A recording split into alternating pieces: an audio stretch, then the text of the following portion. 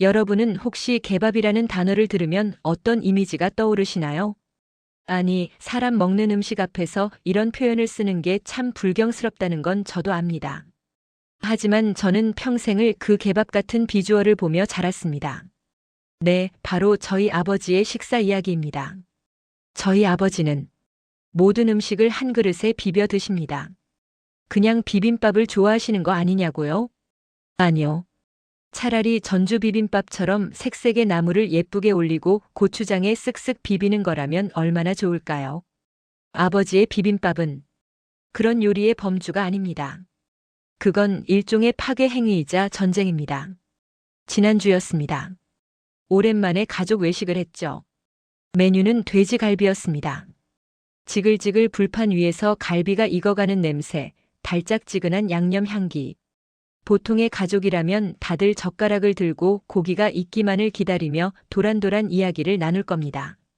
아빠, 요즘 일은 어떠세요? 엄마, 이 집 김치 맛있다. 뭐 이런 대화들 말이죠. 하지만 우리 집 테이블엔 묘한 긴장감이 감돕니다.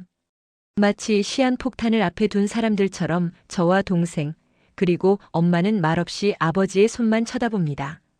아니나 다를까. 고기가 채 익기도 전 핏기가 가시지도 않은 그 시점에 아버지의 손이 바쁘게 움직이기 시작합니다. 종업원이 방금 내려놓고 간 보글보글 끓는 된장찌개.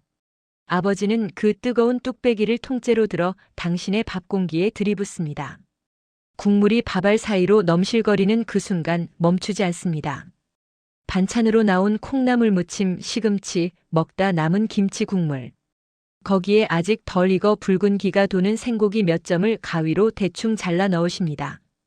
그리고는 숟가락으로 지식입니다. 말 그대로 지식여요. 하얀 쌀밥의 형체는 사라진 지 오래입니다. 된장 국물에 젖어 질퍽해진 밥알들이 붉은 고기 핏물, 고춧가루, 그리고 정체 모를 반찬들과 뒤섞여. 솔직히 말씀드릴까요? 그건 음식물 쓰레기통을 그대로 뒤집어 놓은 것 같은 색깔입니다. 죽도 아니고 밥도 아닌 꿀꿀이죽. 식욕을 도둑이는커녕 마주 앉은 사람의 비위조차 상하게 만드는 그 끔찍한 혼종. 주변 테이블의 시선이 느껴집니다. 옆 테이블의 젊은 커플이 힐끔거리며 자기들끼리 귓속말을 하네요. 저 아저씨 봐, 왜 저렇게 드셔? 저는 고개를 푹 숙입니다. 얼굴이 화끈거려 견딜 수가 없습니다. 엄마는 체념한 듯 묵묵히 고기만 뒤집고 계시고 동생은 아예 입맛이 떨어졌는지 젓가락을 내려놓았습니다. 하지만 아버지는 아랑곳하지 않습니다. 그 뜨거운 걸 씹지도 않고 그냥 삼키십니다. 마치 누군가 쫓아오는 것처럼. 지금 당장 이걸 다 먹어치우지 않으면 누가 뺏어먹기라도 하는 것처럼. 전투적으로 필사적으로 그릇을 비워냅니다. 정확히 10분. 우리가 고기 한 점을 상추에 싸서 입에 넣기도 전에 아버지의 식사는 끝납니다. 빈 그릇엔 양념 국물 자국만 어지럽게 남아있죠. 아버지는 물 한 컵을 벌컥벌컥 들이켜고는 자리에서 일어납니다. 나 밖에서 담배 한 대 피고 있을 테니까 니들은 천천히 먹고 나와라. 덩그러니 남겨진 세모녀. 가장이 떠난 식탁은 넓어야 하는데 오히려 썰렁하기만 합니다. 방금 구운 고기는 타 들어가는데 아무도 젓가락을 대지 않아요. 결국 엄마가 한숨을 푹 쉬며 말씀하십니다. 식겠다. 얼른 먹어. 니네 아빠 원래 저러는 거 하루 이틀이니. 네, 하루 이틀이 아니죠. 제가 기억하는 한 제 나이 32이 되도록 아버지는 단 한 번도 우아하게 식사를 해본 적이 없습니다. 횟집에 가도 마찬가지입니다. 비싼 광어회 한 접시가 나오면 아버지는 그걸 음미하는 게 아니라 밥그릇에 회, 상추, 마늘, 초장, 심지어 옥수수 콘 샐러드까지 다 때려 넣고 비벼 드십니다. 그럴 거면 뭐하러 비싼 횟집에 갑니까? 그냥 집에서 양푼에 밥 비벼 먹지. 그래서 저는 아버지와 외식하는 게 세상에서 제일 싫었습니다. 제대로 된 대화 한번 못 해보고 10분 만에 밥 먹고 나가버리는 아빠. 우리는 늘 아빠의 뒤통수를 보며 체할 것 같은 기분으로 밥을 넘겨야 했으니까요. 머리로는 압니다. 왜 저러시는지. 아버지는 젊은 시절 안산의 한도금 공장에서 일하셨습니다. 지금이야 노동 환경이 많이 좋아졌다지만 80년대, 90년대 그 시절 공장은 전쟁터나 다름없었대요. 점심시간? 일시간을 꽉 채워 쉬는 건 사치였습니다. 주문 물량을 맞추려면 기계를 멈출 수가 없었으니까요. 점심시간 종이 울리면 아버지는 기름때 묻은 장갑만 대충 벗어 던지고 식당으로 뛰어가셨답니다. 줄 서서 배식 받고 자리에 앉으면 남은 시간은 고작 15분. 그 짧은 시간에 밥 먹고 양치하고 다시 작업복 입고 라인 앞에 서야 했죠. 반찬 하나하나 집어먹으며 맛을 음미할 시간이 어디 있었겠습니까? 국에 밥 말고 반찬 다 털어넣고 숟가락 하나로 마시듯이 퍼넣어야 했습니다. 그래야 오후 작업을 버틸 힘이 생기니까요. 아버지에게 식사는 미식이 아니라 연료주입이었습니다. 그렇게 20년. 남들은 대학 캠퍼스에서 낭만을 즐길 때 아버지는 뜨거운 도금액 앞에서 땀을 흘리며 그 비빔밥을 삼키셨습니다. 그 밥심으로 우리 세 자매 공부시키고 시집 보내고 아파트 대출금 갚으셨습니다. 그러니 그 습관이 뼈에, 근육에, 뇌세포 하나하나에 박혀버린 거겠죠. 하지만 지금은 아니잖아요. 이제 은퇴하시고 아파트 경비 일을 하시는데 굳이 그렇게 드실 필요 없잖아요. 여유롭게 드셔도 누가 뭐라 안 하잖아요. 그런데도 아버지는 멈추지 못합니다. 경비 초소 그 좁은 곳에서 혼자 찬밥을 물에 말아 김치랑 비벼 드시면서도 허겁지겁 CCTV 모니터를 힐끔거리며 5분 만에 그릇을 비우십니다. 그건 이제 습관을 넘어선 일종의 강박증처럼 보입니다. 아빠, 제발 천천히 좀 드셔. 누가 뺏어 먹어? 제가 아무리 잔소리를 해도 아버지는 퉁명스럽게 대꾸하십니다.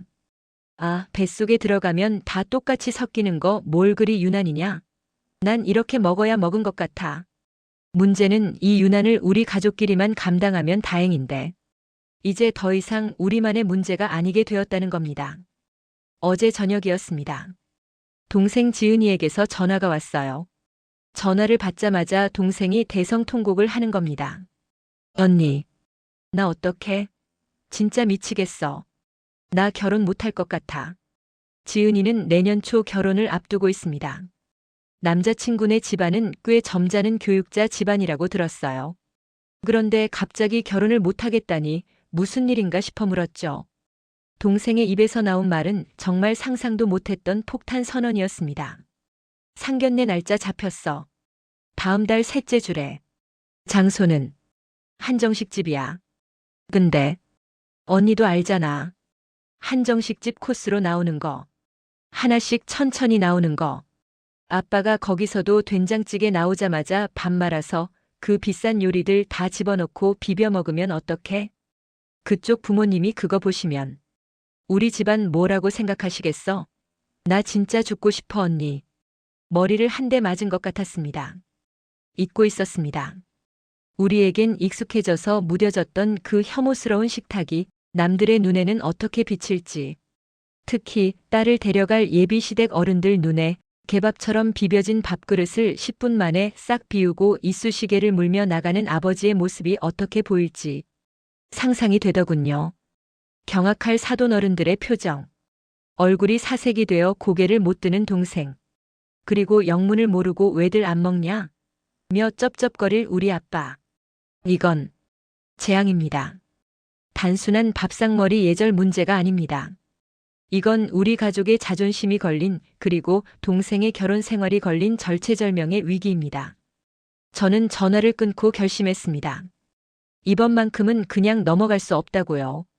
아버지가 평생을 고수해온 그 고집불통 식사법.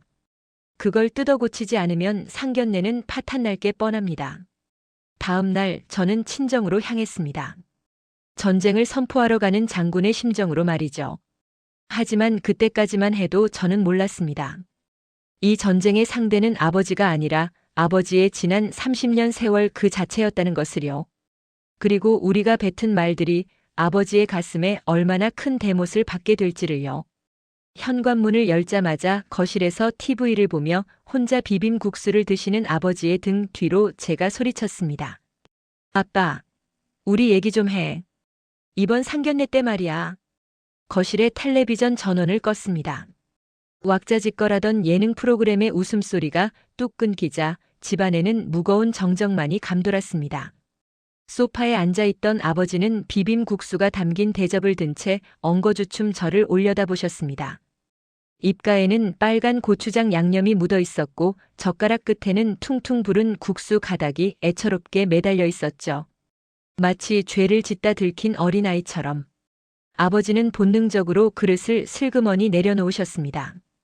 그 모습이 왜 그리도 짠하면서도 동시에 화가 치밀어 오르던지요. 옆에는 눈이 퉁퉁 부은 동생 지은이가 휴지를 쥐어뜯으며 앉아 있었고 엄마는 부엌 식탁에 앉아 먼 산만 바라보고 계셨습니다. 가족 재판. 네, 이건 재판이었습니다. 피고인은 아버지, 죄목은 식사 예절 위반, 그리고 원고는 아버지가 평생을 바쳐 키워낸 우리들이었습니다. 아빠, 지은이 상견례 날짜 잡혔어요. 다음 달 15일이에요. 그러냐? 잘 됐네. 날 잡았으면 된 거지 왜들 분위기가 초상집 같냐? 아버지는 짐짓 아무렇지 않은 척 다시 젓가락을 들려 하셨습니다. 하지만 제 다음 말에 아버지는 굳어버리셨죠. 장소는 한정식집이에요. 코스로 나오는 곳. 그런데 아빠, 우리 부탁이 하나 있어. 그날만큼은 제발 비비지 마세요. 아버지의 눈동자가 흔들렸습니다. 단순히 비비지 말라는 말이 아니라는 걸 아버지도 눈치채셨을 겁니다. 그건 평소의 아빠 모습으로는 창피하니 그날 하루만이라도 다른 사람인 척 연기해 달라는 통보였으니까요. 동생 지은이가 참았던 울음을 터뜨리며 끼어들었습니다. 아빠 제발. 그 집안 어르신들 교장 선생님 출신이시래. 엄청 깐깐하시대. 그런데 아빠가 거기서 된장찌개에 밥 말아서 게. 아니 죽처럼 비벼 먹으면 그 사람들이 나를 우리 집안을 뭐라고 생각하겠어? 아, 저 집은 원래 저렇게 먹는구나. 근본 없이 자랐구나. 그럴 거 아니야. 동생의 입에서 나온 근본이라는 단어가 거실 바닥에 쨍하고 떨어져 깨졌습니다. 아버지는 아무 말씀이 없으셨습니다. 그저 굵은 주름이 패인 손으로 무릎만 문지르고 계셨죠. 그 손은 30년 동안 도금 공장에서 황산과 질산을 만지며 우리를 먹여 살린 손이었습니다. 하지만 그 순간 우리 눈에는 그저 식탁 매너를 모르는 투박한 노동자의 손으로만 보였습니다. 제가 쐐기를 박았습니다. 아빠, 솔직히 우리 그동안 많이 참았잖아.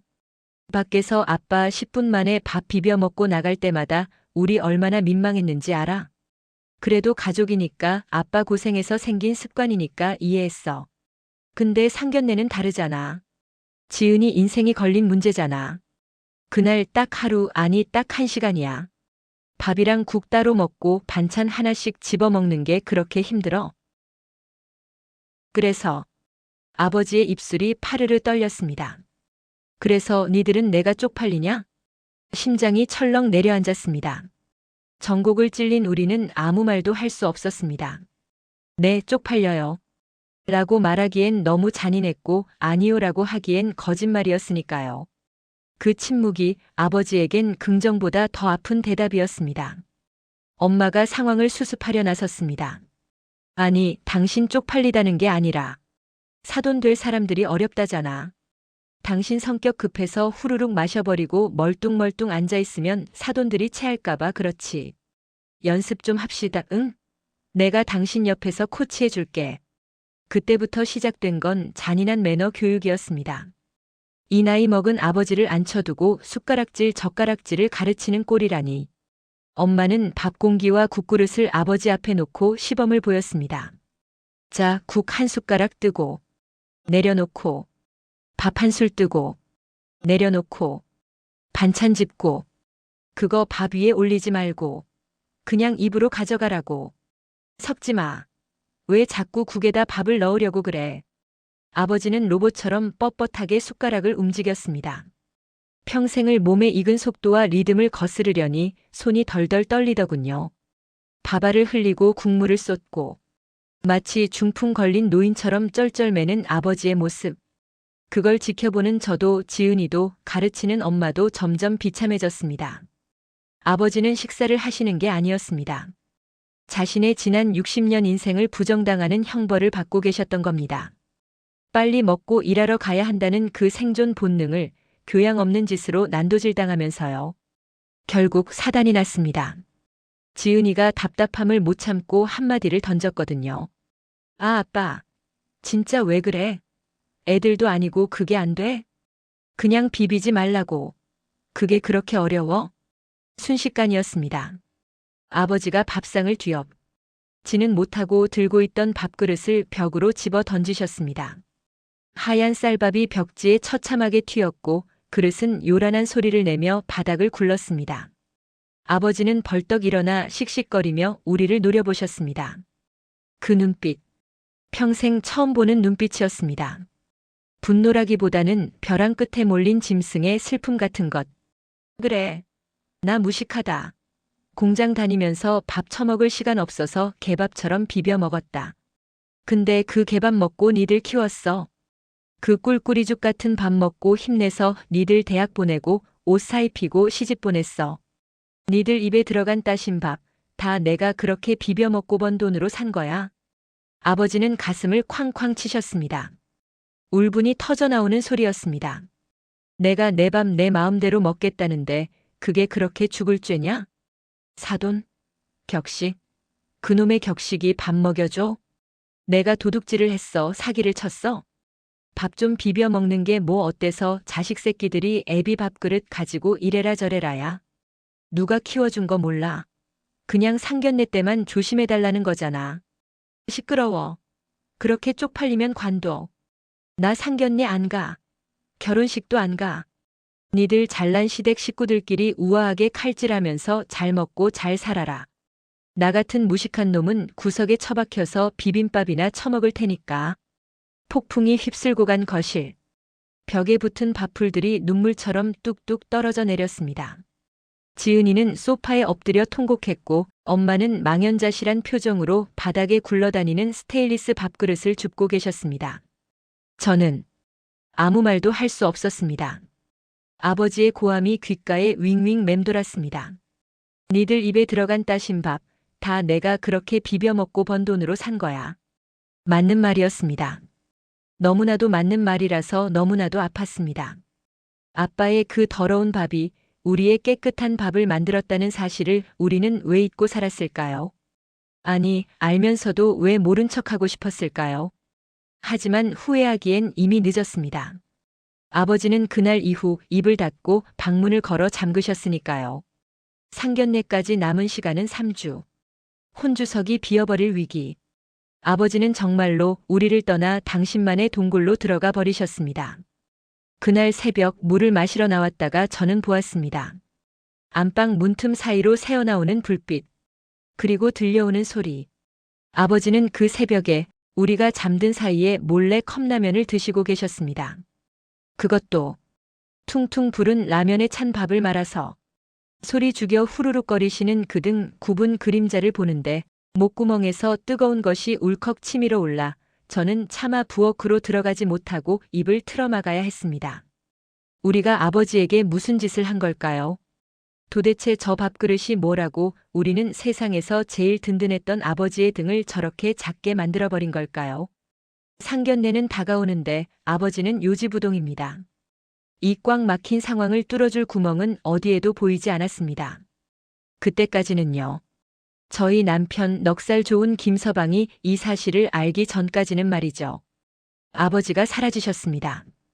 가출. 이라고 하기엔 좀 우습죠. 예순이 넘은 노인의 가출이라니. 하지만 아버지는 그날 밤 방문을 걸어 잠그고 컵라면을 드신 이후로 집에 들어오지 않으셨습니다. 정확히 말하면 경비실에서 퇴근을 안 하고 계신 겁니다. 엄마가 전화를 해도 받지 않고 문자를 보내도 답이 없습니다. 근무 교대해 줄 사람이 없어서 며칠 더 있어야 한다. 경비 반장님 편으로 딱 한마디 전갈만 보내오셨죠. 거짓말인 거 뻔히 아는데 엄마는 더 이상 따져 묻지 못하셨습니다. 그날 밤 아버지의 그 짐승 같은 울음소리에 우리 모두 겁을 먹었으니까요. 집안 공기는 시베리아보다 더 차갑습니다.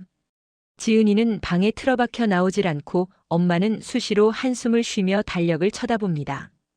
상견례까지 남은 시간은 보름 남짓. 이대로라면 정말로 아버지 없는 상견례를 치러야 할 판입니다. 3일째 되던 날 엄마가 저에게 반찬통이 든 쇼핑백을 쥐어주셨습니다. 네가 좀 가봐라. 아빠 옷도 갈아입어야 하고 밥은 제대로 챙겨 드시는지 원. 저는 도살장에 끌려가는 소처럼 무거운 발걸음으로 아버지가 일하시는 아파트 단지로 향했습니다. 아버지가 근무하는 곳은 지은 지 30년이 넘은 낡은 복도식 아파트입니다. 단지 입구에 있는 경비 초소. 한 평이나 될까요? 성인 남자 2명이 서 있기도 벅찬 그 좁은 컨테이너 박스. 그곳이 지금 아버지가 선택한 피난처입니다. 밤 9시가 넘은 시간. 초소 창문에는 습기가 잔뜩 서려 있었습니다. 안과 밖의 온도 차 그리고 안에서 뭔가 뜨거운 것을 끓이고 있다는 증거였죠. 저는 창문을 똑똑 두드리려다 멈췄습니다. 뿌연 유리창 너머로 아버지의 그림자가 보였거든요. 아버지는 또 식사 중이셨습니다. 그런데 그 모습이 제가 알던 모습과는 조금 달랐습니다.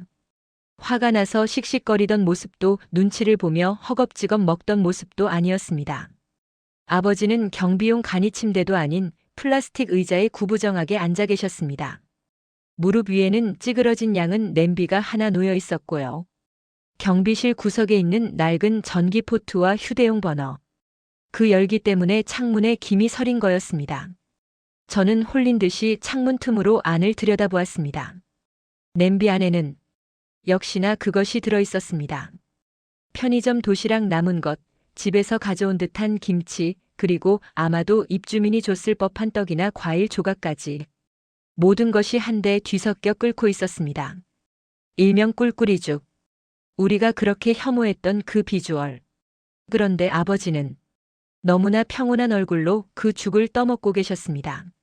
10분 컷? 아니요. 아버지는 천천히, 아주 천천히 씹고 계셨습니다. 라디오에서 흘러나오는 트로트 자락에 맞춰 고개를 까닥거리기도 하면서요.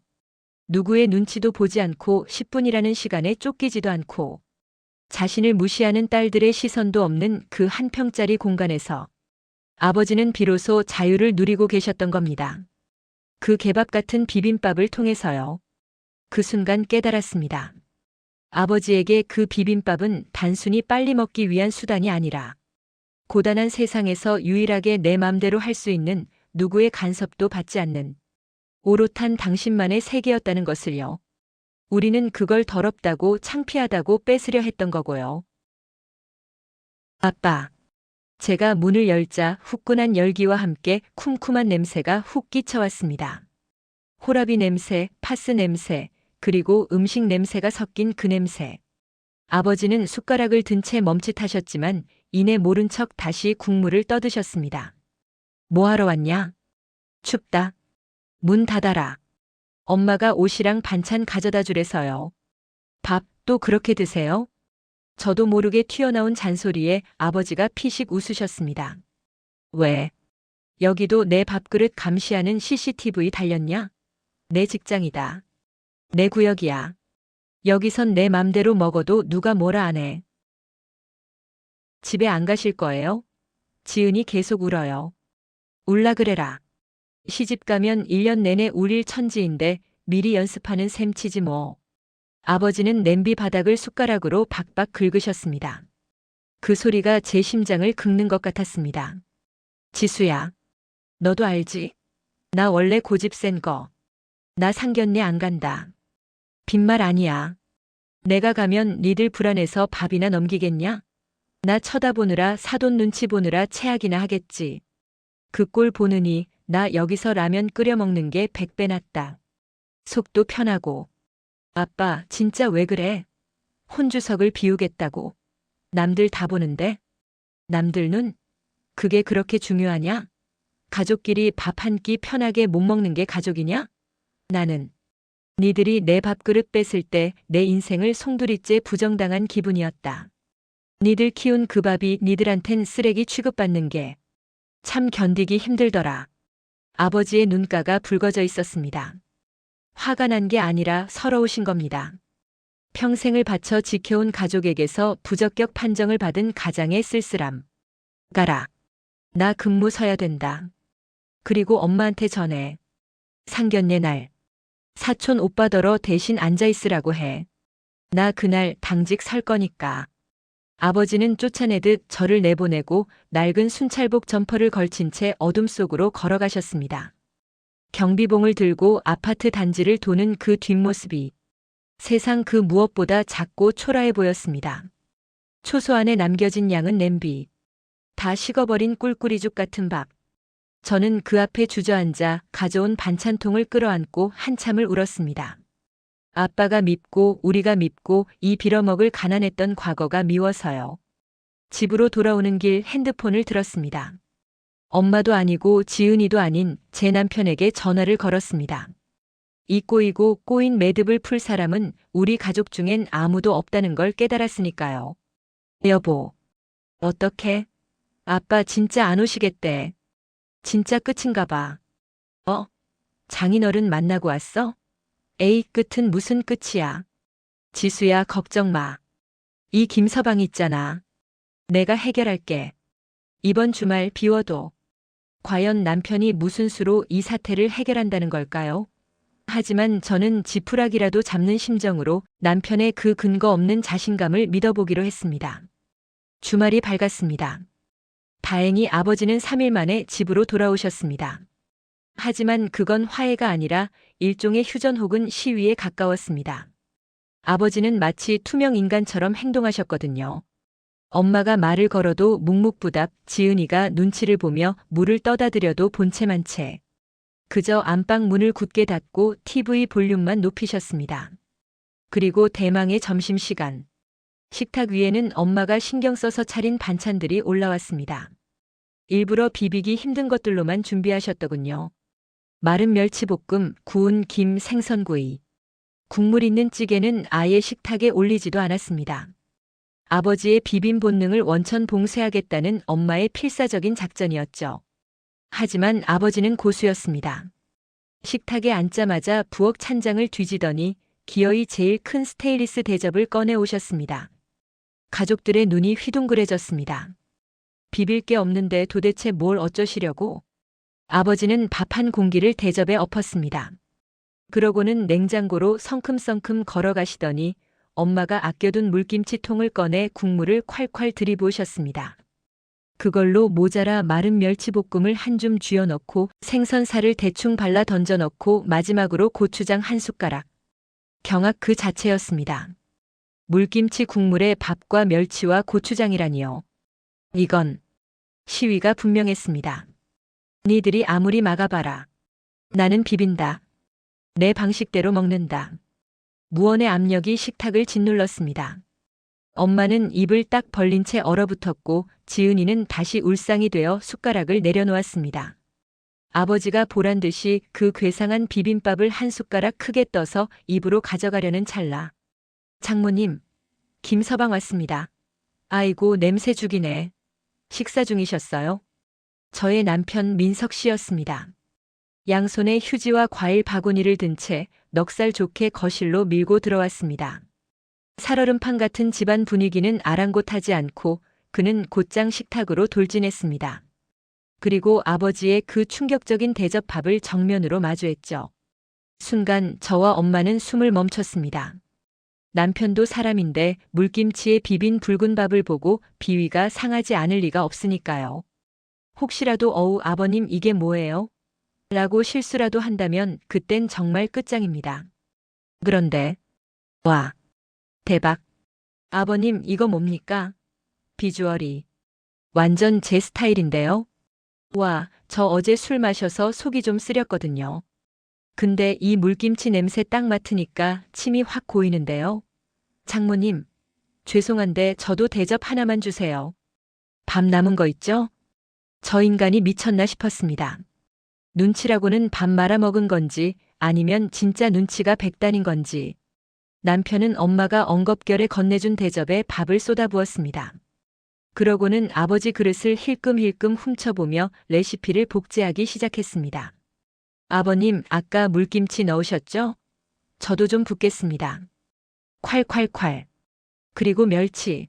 오, 식감 좋죠. 멸치도 넣고. 생선. 아이고, 가시 바를 시간이 어딨어. 대충 씹어먹는 거지. 남편은 아버지보다 더 전투적으로 밥을 비볐습니다. 모양새는 아버지의 그것과 똑같은, 아니 더 엉망진창인 개밥. 아니 비빔밥이었습니다. 아버지는 숟가락을 든 채 멍하니 사위를 쳐다보셨습니다. 생전 처음 보는 광경이었을 겁니다. 자기 밥을 더럽다고 피하는 사람은 봤어도 그걸 따라 하는 사람은 처음이었으니까요. 캬.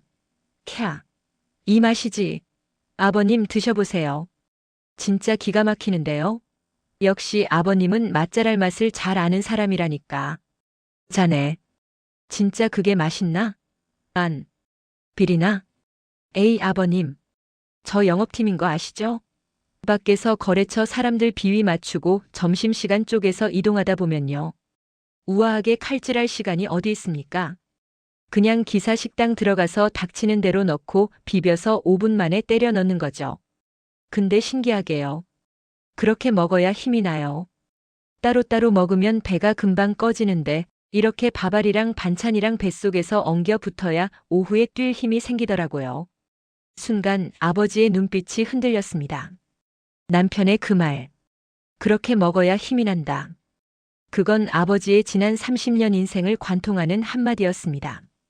아무도 이해해주지 않았던, 심지어 가족조차 부끄러워했던 그 생존의 이유를 생판. 남인 사위가 정확히 짚어준 겁니다. 아버지는 말없이 고개를 끄덕이셨습니다. 그리고 멈췄던 숟가락을 움직여 밥을 드시기 시작했습니다. 식탁 위엔 묘한 하모니가 울려 퍼졌습니다. 장인과 사위. 두 남자가 머리를 맞대고 양푼에 코를 박은 채 밥을 마시는 소리. 그 소리가 그날따라 혐오스럽지 않았습니다. 오히려 뭉클했습니다. 남편은 땀까지 뻘뻘 흘리며 진심으로 맛있게 먹고 있었거든요. 잘 먹었다. 아버님, 저 솔직히 말씀드리면요. 지수랑 연애할 때 파스타집 가면 배고파 죽는 줄 알았습니다. 면 몇 가닥 돌돌 말아 먹는 게 무슨 밥이라고. 역시 남자는 이렇게 먹어야 밥심이 생기죠. 그렇죠? 이 사람 보기보다 촌놈이네. 그래, 사내 놈이 깨작거리는 거 꼴 보기 싫지. 밥은 팍팍 퍼먹어야지. 아버지가 웃으셨습니다. 일주일 만에 처음 보는 미소였습니다. 경계심이 무장 해제된 진짜 편안한 웃음. 그 모습을 보던 엄마가 슬그머니 눈물을 훔치셨고 지은이도 굳었던 표정을 풀었습니다. 식사가 끝나고 남편은 믹스커피 2잔을 타서 아버지께 건넸습니다. 베란다로 나가는 두 사람의 뒷모습을 보며 저는 가슴을 쓸어내렸습니다.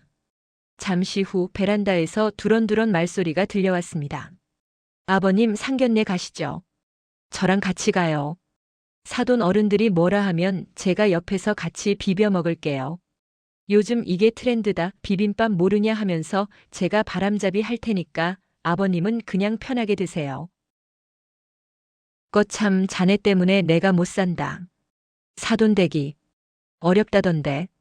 어렵긴 뭐가 어려워요. 다 똑같이 밥 먹고 똥 싸는 사람들인데. 그리고 우리 아버님이 어디가 어때서요? 자식 셋 대학 다 보내고 번듯하게 키우셨으면 훈장감이지. 누가 감히 아버님 밥그릇 가지고 뭘 합니까? 그럼 제가 밥상 엎어버릴 겁니다. 남편의 허풍 섞인 큰 소리에 아버지가 껄껄 웃으셨습니다. 그 호탕한 웃음소리가 거실까지 넘어왔습니다. 눈물이 핑 돌았습니다. 우리가 부끄러움이라고 불렀던 것을 남편은 훈장이라고 불러주었습니다. 그 차이가 다쳤던 아버지의 마음을 연 겁니다. 잠시 후 베란다 문이 열리고 아버지가 들어오셨습니다. 표정은 여전히 무뚝뚝했지만 눈빛은 한결 부드러워져 있었습니다. 여보. 내 양복. 드라이해놨나? 해놨지. 해놓고 말고. 옷장에 아주 빳빳하게 걸어놨어. 지은이 너도. 식장 예약은 했냐? 상견례 날짜랑 장소. 다시 한번 문자로 찍어보내봐. 김서방이 같이 간다니까 뭐. 가보지. 아빠. 그렇게 벼랑 끝까지 갔던 상견례.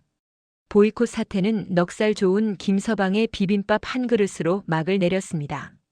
하지만 진짜 승부는 이제부터입니다. 과연 우리 아버지는 그 고상하고 격식 따진다는 사돈댁 앞에서 정말 본능을 억제하고 우아한 식사를 마칠 수 있을까요? 아니면 남편의 말대로 다 같이 비벼 먹는 기적이 일어날까요? 귓속말 여보, 나 사실 식당 바꿨어. 한정식집 취소했어. 뭐? 그럼 어디로? 상견례 사상 최초의 메뉴일걸? 기대해. 남편이 준비한 회심의 카드. 아버지가 마음 편히 비벼 드셔도 그 누구도 흉보지 않을 전설의 메뉴. 과연 우리는 무사히 상견례를 마칠 수 있을까요? 결전의 날이 밝았습니다. 아버지는 10년 만에 장롱 깊숙이 넣어두었던 양복을 꺼내 입으셨습니다. 넥타이를 매는 손끝이 미세하게 떨리고 있었지만 표정만큼은 비장했습니다. 마치 전쟁터로 나가는 장수처럼 혹은 죄를 짓지 않겠다고 다짐하는 수영자처럼. 남편 민석 씨가 예약했다는 장소는 서울 북촌의 한 한옥이었습니다. 기와 지붕 아래 고즈넉한 마당이 있는 꽤나 유서 깊은 곳이었죠. 입구에 들어서자마자 고소한 참기름 냄새가 은은하게 풍겨왔습니다. 여보, 여기 비빔밥집 아니야? 상견례를 비빔밥집에서 한다고. 그냥 비빔밥집이 아니지. 들어와 봐. 아버님, 이쪽입니다. 안내받은 룸은 녹그릇과 방자 유기가 정갈하게 세팅된 독채였습니다. 잠시 후 사돈댁 식구들이 도착했습니다. 동생이 걱정했던 대로 예비 시아버님은 은퇴 안경을 쓴 아주 깐깐하고 점잖은 인상의 교육자셨습니다. 숨이 턱 막히는 긴장감. 지은이는 테이블 아래서 손수건을 꽉 쥐고 있었고 아버지는 무릎 위에 올린 손을 펴지 못하고 계셨습니다. 서로 어색한 인사가 오가고 드디어 음식이 나올 차례. 저는 침을 꿀꺽 삼켰습니다. 제발 코스로 나오지 않기를. 국물이 먼저 나오지 않기를. 아버지가 저 녹그릇에 모든 걸 쏟아붓는 참사가 일어나지 않기를. 그런데 문이 열리고 종업원들이 들고 들어온 것은 형형색색의 나물이 담긴 거대한 녹그릇, 바로 골동 반궁중 비빔밥 정식이었습니다. 귀한 날 두 집안이 하나가 되라는 의미로 저희 집 시그니처 메뉴인 골동반을 준비했습니다. 임금님이 드시던 방식 그대로 밥과 나물을 섞어 드시면 됩니다. 아, 남편의 큰 그림이 이거였습니다. 비비는 게 추한 행동이 아니라 전통이자 격식이 되는 곳. 섞는 것이야말로 이 식탁의 유일한 규칙인 곳. 하지만 아버지는 숟가락을 들지 못하셨습니다. 트라우마 때문이었겠죠. 비비지 마라, 따로 먹어라, 품위 있게 먹어라 했던 가족들의 잔소리가 환청처럼 들리셨을 겁니다. 아버지는 눈치를 보며 밥과 나물을 따로 드시려 쭈뼛거리셨습니다. 그 모습이 너무나 안쓰러워 제가 나서려던 찰나 예비 사돈어른의 목소리가 들려왔습니다. 허허, 이거 참 제대로 된 한상이군요. 사돈어른, 혹시 실례가 안 된다면 맛있게 비비는 법 좀 알려주시겠습니까? 네. 저 말입니까? 제가 위장이 좀 약해서 소화가 잘 되게 먹고 싶은데. 아무래도 비빔밥은 솜씨 좋게 썩썩 비벼야 제맛 아니겠습니까? 사위 녀석한테 들으니 사돈 어른께서 밥심으로 평생을 사신 건강한 분이라 들었습니다. 순간 저와 동생은 서로를 쳐다보았습니다. 민석 씨가 미리 손을 써둔 게 분명했습니다. 우리 장인어른은 밥을 사랑하시는 분이라고 포장을 해뒀던 거겠죠. 아버지는 떨리는 손으로 숟가락을 잡으셨습니다. 그리고 조심스럽게 하지만 익숙한 솜씨로 밥 위에 나물을 얹고 고추장을 넣으셨습니다. 평소처럼 국물을 붓거나 반찬을 쓸어 담지는 않았지만 숟가락을 세워 밥알이 으깨지지 않게 쓱쓱 비비는 그 손놀림은 여전했습니다. 이윽고 빨갛게 잘 비벼진 밥 한 숟가락을 입에 넣으시는 아버지. 10분 만에 해치우던 전투적인 식사가 아니라 음미하듯 천천히 꼭꼭 씹어 드시는 모습. 역시 내공이 다르시군요. 저도 따라서 비벼보겠습니다. 놀라운 광경이 벌어졌습니다. 점잖은 사돈어른도 예민한 사돈댁 식구들도 그리고 우리 가족도 모두가 고개를 숙이고 밥을 비비기 시작했습니다. 달그락 달그락. 여기저기서 녹그릇 긁는 소리가 경쾌한 연주곡처럼 울려 퍼졌습니다. 따로 놀던 하얀 쌀밥과 각기 다른 색의 나물들이 고추장이라는 양념 아래 하나로 뭉쳐지듯 서로 다른 환경에서 살아온 두 가족이 비빔밥이라는 메뉴 앞에서 무장 해제되는 순간이었습니다. 아빠, 맛있어? 그래. 다 같이 먹으니까 더 맛나네. 식사가 끝나갈 무렵 저는 아버지의 빈 그릇을 보았습니다. 깨끗하게 비워진 그릇. 문득 어릴 적 아버지가 해주셨던 말이 떠올랐습니다. 지수야, 밥은 비벼야 맛있다. 혼자 잘난 놈, 못난 놈 있어도 한데 섞이면 다 구수해지는 게 비빔밥이다. 세상 사는 것도 별거 없다. 네가 좀 손해보는 것 같아도 남이랑 섞여 살면 그게 다 사람 사는 맛이다. 그때는 그게 핑계라고 생각했습니다. 반찬 투정하지 말고 주는 대로 먹으라는 잔소리라고 생각했습니다. 하지만 이제야 알 것 같습니다. 아버지가 그토록 모든 걸 한 그릇에 담아 드셨던 건 단순히 시간이 없어서가 아니라 어쩌면 팍팍하고 고단한 인생의 쓴맛, 매운맛을 밥 한 덩이와 함께 섞어 뭉개버리고 싶으셨던 건 아니었을까요? 그렇게라도 꿀떡 삼켜야 또 하루를 살아낼 힘이 생기니까요. 상견례는 성공적으로 끝났습니다. 사돈어른은 아버지의 손을 꼭 잡으며 결혼식 날 막걸리 한잔하자고 약속하셨고, 지은이는 안도의 눈물을 글썽이며 예비 신랑의 팔짱을 꼈습니다. 그리고 뒤따라 나오는 아버지 곁에 넉살 좋은 사위 민석 씨가 붙었습니다. 장인어른, 아까 비비시는 스킬 장난 아니던데요? 저 한 수 배웠습니다. 어흠, 시끄럽다. 운전이나 해라. 배부르니까 졸리다. 아버지는 뒷짐을 지고 앞서 걸어가십니다. 그 뒷모습이 오늘따라 왜 이리 커 보일까요? 등 굽은 공장 노동자도 초라한 경비원도 아닌 우리 가족이라는 재료들을 하나로 아우르고 버텨준 세상에서 제일 큰 그릇. 저는 달려가 아버지의 팔짱을 꼈습니다. 아주 오랜만에 느껴보는 아버지의 냄새. 비릿한 쇠 냄새도 쿰쿰한 파스 냄새도 아닌 고소하고 따뜻한 밥 냄새가 났습니다. 아빠, 오늘 저녁은 집에서 먹을까? 내가 양푼 가져올게. 나물 남은 거 다 넣고 아빠 스타일로 팍팍 비벼서. 계란 후라이는 반숙으로 해라. 2개. 네, 오늘은 저도 같이 비벼보렵니다. 모양새가 좀 빠지면 어떻고 개밥 같아 보이면 어떻습니까? 사랑하는 사람들과 머리 맞대고 한 솥밥 나눠 먹는 것. 그거야말로 세상에서 제일 맛있는 식사 아니겠습니까?